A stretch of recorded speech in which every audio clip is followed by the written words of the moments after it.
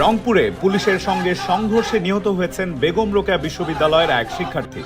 আজ মঙ্গলবার দুপুর 2:30টার দিকে এই ঘটনা ঘটে।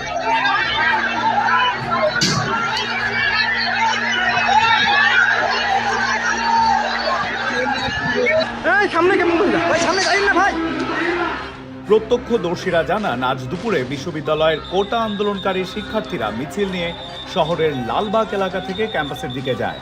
এরপর ক্যাম্পাসে প্রবেশের চেষ্টা করলে পুলিশ তাদের বাধা দেয়। এক পর্যায়ে পুলিশের সঙ্গে তাদের সংঘর্ষ বাধে। তখন পুলিশ শিক্ষার্থীদের লক্ষ্য করে রাবার বুলেট ছোড়ে। সংঘর্ষে এক শিক্ষার্থী নিহত হন। নিহত ওই শিক্ষার্থীর নাম আবু সাঈদ। তিনি বেগম রোকেয়া বিশ্ববিদ্যালয়ের ইংরেজি বিভাগের 12তম ব্যাচের ছাত্র।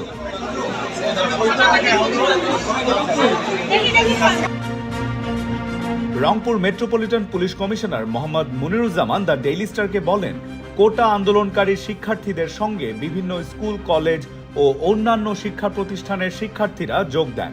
তারা পুলিশের সঙ্গে সংঘর্ষে জড়ান। অনেক পুলিশ সদস্য এতে আহত হয়েছেন। একজন মারা গেছে বলে শুনেছি, তিনি কিভাবে মারা গেছেন তা বলতে পারছি না।